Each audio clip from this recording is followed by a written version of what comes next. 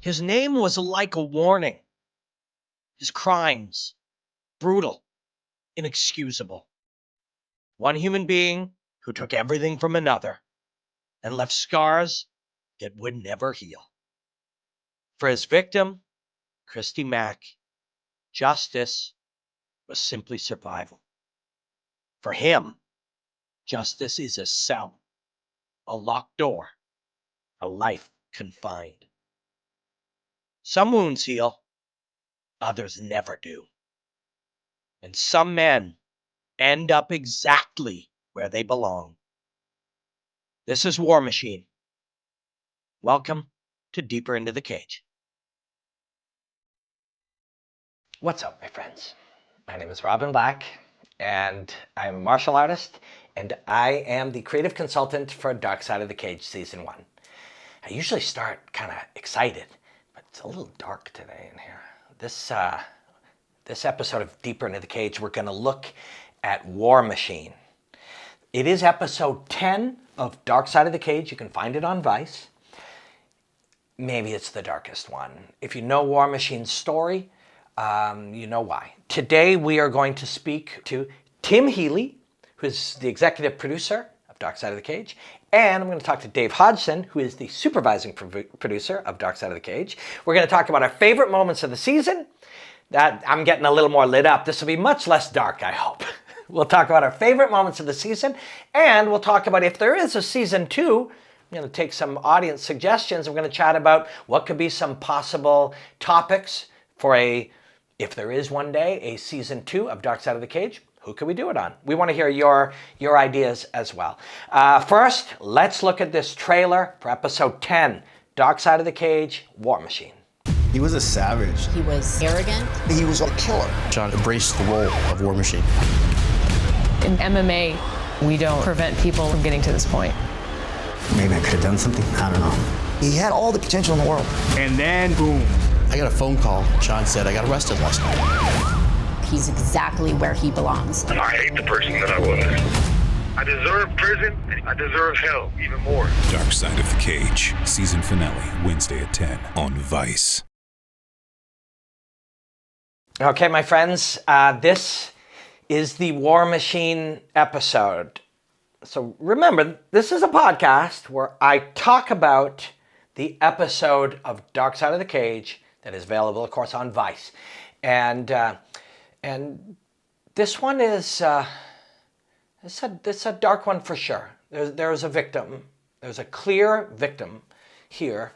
And she was, seriously traumatized, hurt physically, probably emotionally.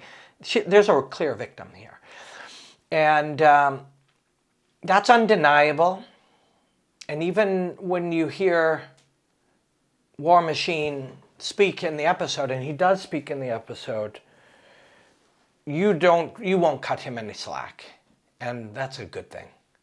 That's a good thing. When you share these stories, you certainly aren't, the human bias of the people working on it, somewhere in the back of our minds, I think there's a natural fear. I hope we are not involved with somehow diminishing what this guy did. And that I'm happy to report that doesn't happen in this episode. These are difficult stories to tell. It's part of the beauty of the challenge of it, but they're hard stories to tell. He victimized somebody very clearly. Matt Serra is in the episode, and Matt Serra is, as dark as War Machine is, Matt Serra's all light. Everybody loves Matt Serra. He's a brilliant martial artist and just a beloved guy.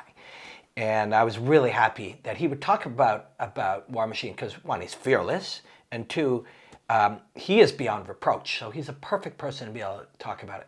But Matt Serra also spoke about War Machine and being a guest on Dark Side of the Cage when he was speaking to Joe Rogan. And actually, Chase, just put it in here. It's just a short clip. It's Matt Serra talking about being a guest on Dark Side of the Cage to speak about War Machine.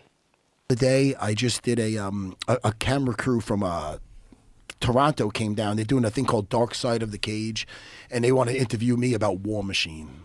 and they came out, and I did a thing for that, and it just depressed me. It just brought me down, because that was a kid. Did you know him? I had him on the podcast. That's right.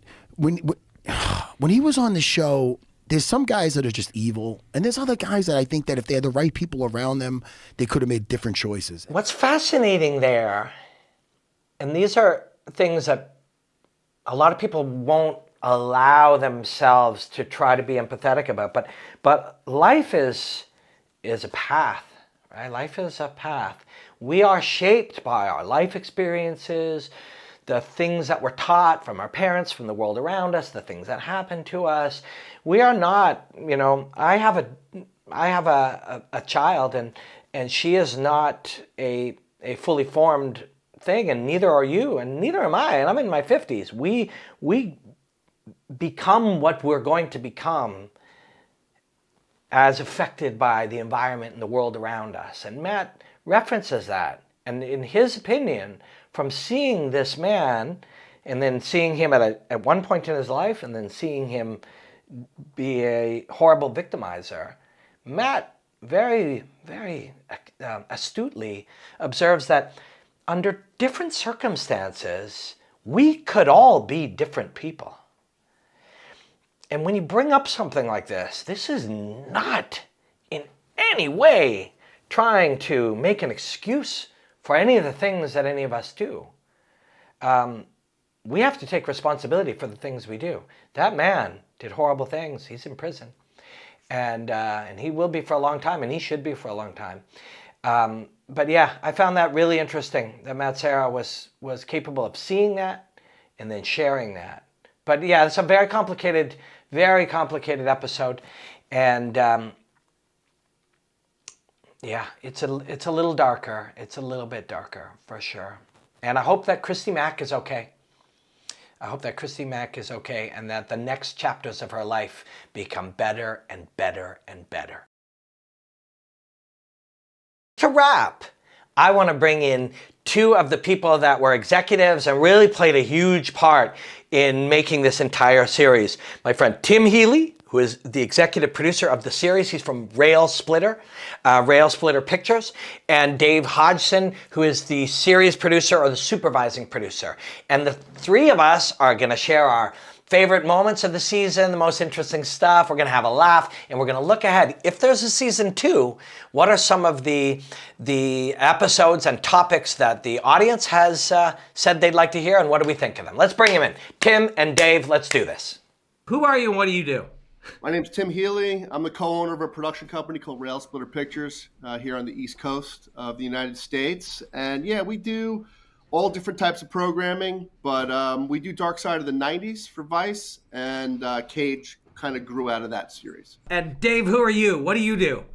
Put on the spot here. I'm the supervising producer for Dark Side of the Cage. So yeah, proud to have worked on this show from the very seedling of it as a kind of an idea, and what could this be, and who could we feature in some of these episodes, through to now post-production and watching these for the final time before they hit the airwaves. So everything from soup to nuts, kind of. Dave, I sat with you early, and we were talking about episodes that we'd want to do. Do you remember some that we talked about that we didn't do? And Tim, same question after Dave.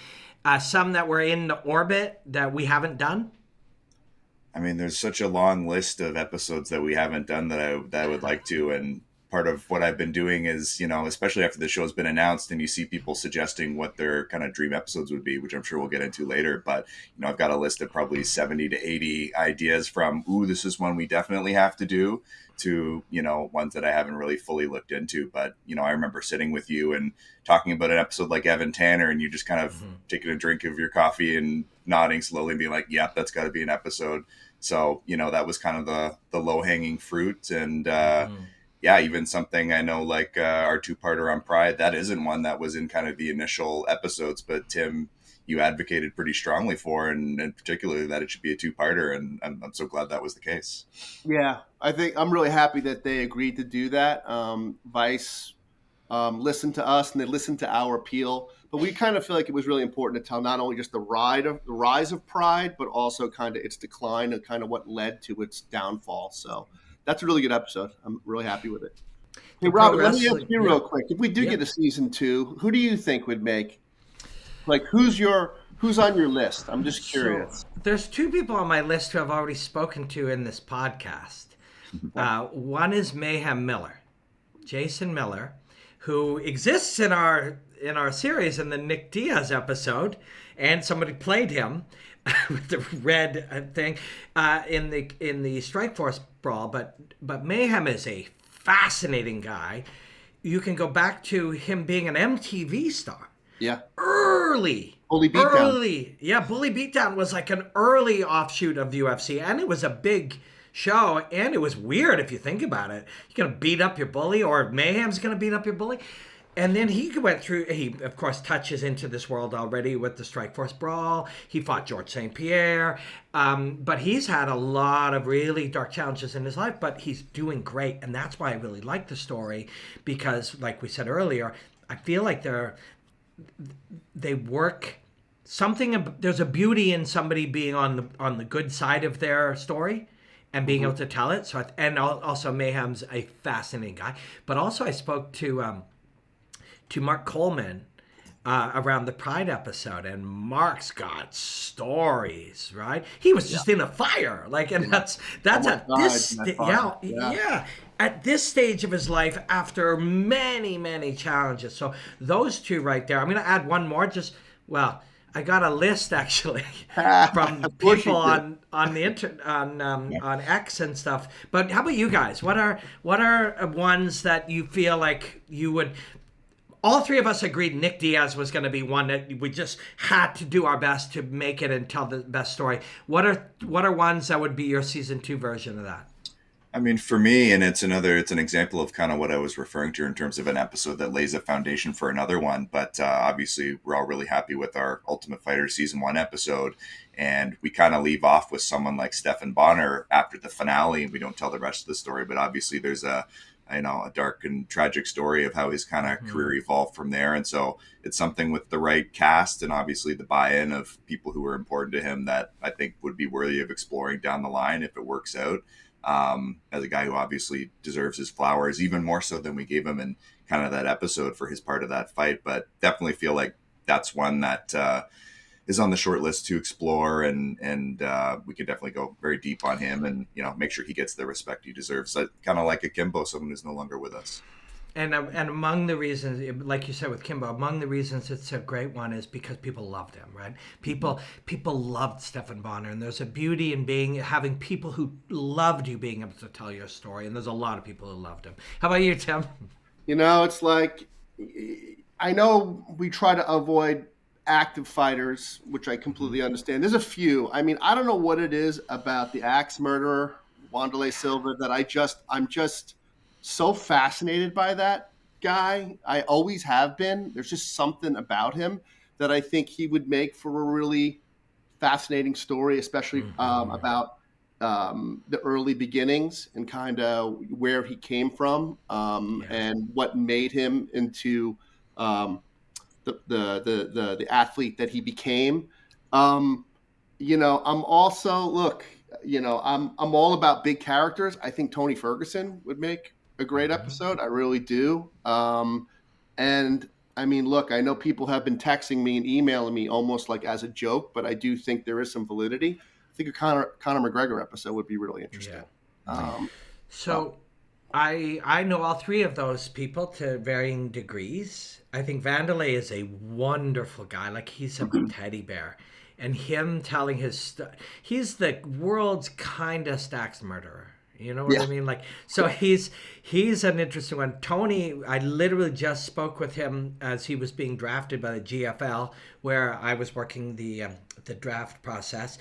If you get him on board, and I think if Tony does watch the episodes we've done and sees the love with which we present them, he could be interested.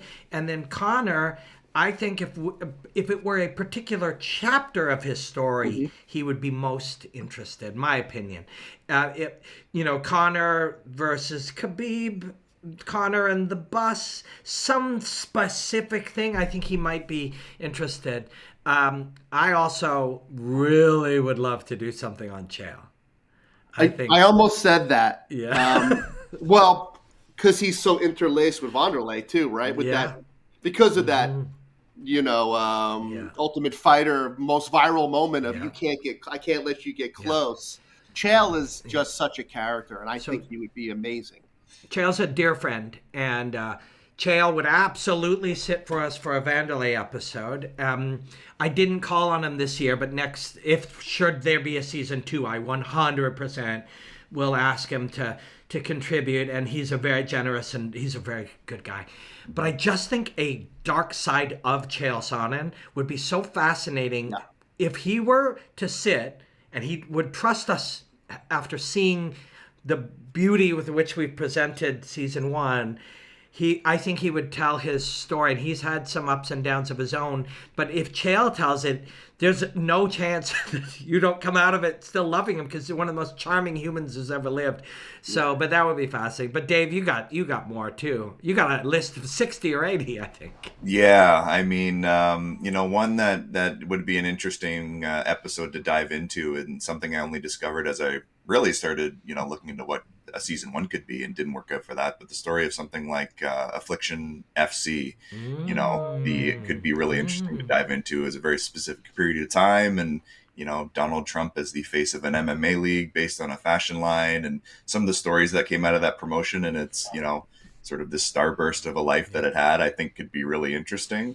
That's a great idea. Yeah. That's a really good idea, Dave. Great idea. Tom Atencio is a good friend. He was the guy running it. So next time I talk to him, I'm going to tell him, hey, man, there's a great Dark Side episode here.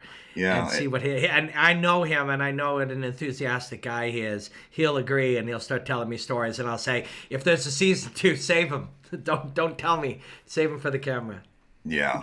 To your earlier point, Robin, I think a Conor Khabib would be great. Just the whole origin and everything surrounding that fight and the aftermath, and just the bad blood, that was there. And just, it's very interesting to see Islam, right? Like involved in that altercation, but you look at Islam then and Islam now, it's just the rise of Makhachev is just really, it's kind of staggering how far he's come so quickly. Yeah, and there's a brawl after that fight with Dylan Dennis, who might sit for us. Islam I mean, when you tell a story like that, and if you talk to Khabib's guy, Ali Abdelaziz, and you say, we're going to speak your mind. Speak your mind. Tell how you feel. And the floor is yours. I think they would love to tell how they feel. And under that circumstance, Conor, tell how you feel about this scenario. That's a really beautiful one. Should there be a season 2, we'll start working, trying to see who's interested in that. I think Ali would be, because we would encourage him to speak his mind, and being able to. That's one of the beautiful things about the story is just tell us how you feel. This isn't narrative driven. You can tell us your story. Well, and he got dragged into that whole thing. I mean, Conor was calling him out by name and disparaging him at press conferences. So absolutely, I mean, he not only as a manager, but also he's part of that story. He's wrapped up in it. Yeah. Let me run by you a few that the internet has thrown my way. This one, I think probably both of you agree, and I'm sure it has come up many times. Phil Baroni. Yeah. Well, Yeah. Man, he puts the dark and dark side, right? For me, like, I was just, I thought Matt Serra is great in the interview chair, and he's so outspoken about Phil and his dislike for Phil. And when I saw him speaking about Phil and just kind of reading his body language and listening to what he had to say, I felt like, there's definitely something to mine here. But I mean, that's a dark, dark story, obviously. Yeah. What do you think, Dave?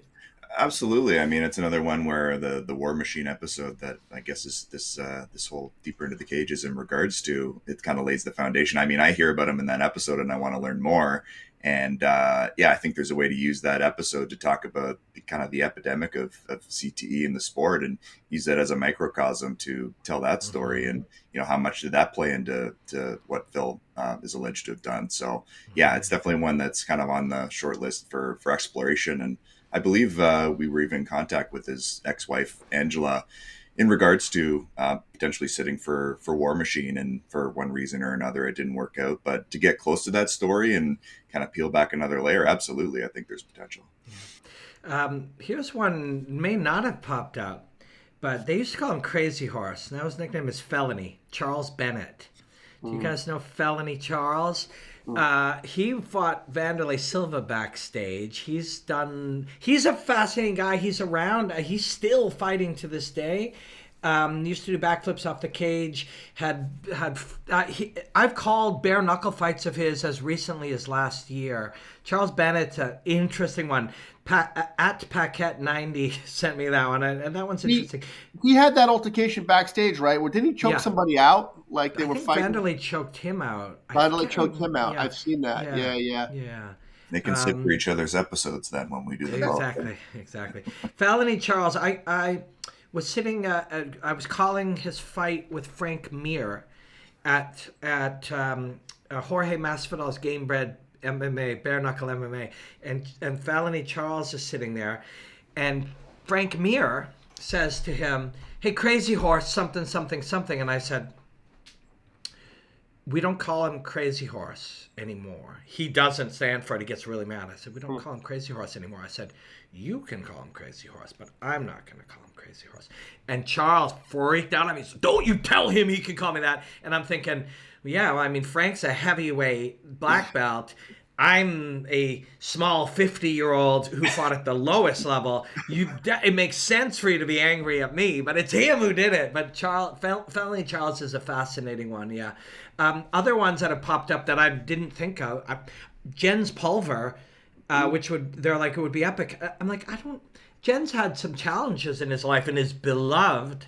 I'm not sure where, but I'll have to think about it. One that has come up 3 times, I never thought of. I don't know if you guys have. TJ Dillashaw. Yeah, I mean, dude, every time I see a picture of TJ, he had shoulder surgery again. Yeah, like it's like this thing that goes on forever. Yeah, I mean, I think that has an interesting angle. Obviously, he paid a very heavy price, and you could say that he missed a good part of that prime, right? That window, because of what went down. So I think there's a real element of darkness there. And then, all the Garbrandt stuff, I loved the two of those guys. Yeah. Like there was really some great elements there, and the whole alpha male fallout. Yeah. It's interesting stuff. For my money, if there was just an episode of some type or a documentary or something out in the world about steroids and fighting, TJ can be a large part of that, and that allows you to go into some really fascinating places. Yeah, I think it's a good idea. Yeah, other ones that came up: Vitor Belfort, Cain Velasquez. Cain, of course, his life is still, that is still unfolding because he's being sentenced shortly. It's an interesting one too, because anyone who has kids, Tim, you have kids. I have. I mean, we'd shoot somebody. Maybe. Yeah. A lot of the world who saw that scenario is like, if someone harmed my child, I don't know what I would do.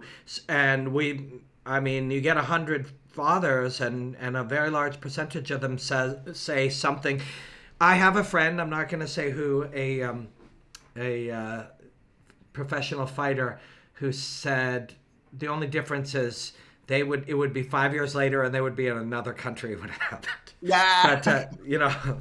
But to your point, Robin, like a lot of people were sympathetic to Cain and kind of what he did, and then but then allegedly you get down to like the law's the law, right? So like when's it tolerated? when you get right down to it, I mean, I think Kane could have had his way with that guy with his bare hands too. Yeah, So, yeah. And I think he should have. Yeah, Yeah. I think. But, emotion. Absolutely. We learn to control our emotions through martial arts, ideally, but there are limits to all these things. Mm-hmm. But I just want to thank both you guys. This process and this whole thing, it's been one of the most fulfilling things I've ever got to be involved in. And I know I'm sure you guys are in the exact same place, but so many people are just love the series so much, and so many of the subjects and the fighters. Ian Daw, who was one of Evan Tanner's best friends, said that that's the best storytelling anyone's ever done on Evan, and to his knowledge, that's what Evan would love it. And things like that really are moving, My friends, that is the end of the 10th podcast of Deeper Into the Cage, of the 10th episode of Dark Side of the Cage. This has honestly been one of the most enjoyable, thrilling, challenging, fun things I've ever worked on. Working on season 1 of Dark Side of the Cage with the brilliant people that we got to work with, it was honestly incredible. Honestly, a beautiful experience. A year of our lives we all spent working on this, and I hope people loved it. And then getting to do these episodes here with my friend Chase and with all our cool guests, George St. Pierre and Josh Barnett, and just countless awesome guests. It's been really, really fun. And thank you to everybody who's watched, and thank you to everybody who's shared it. Maybe there'll be a season 2 of Dark Side of the Cage, and if so, maybe there'll be a season 2 of Deeper Into the Cage.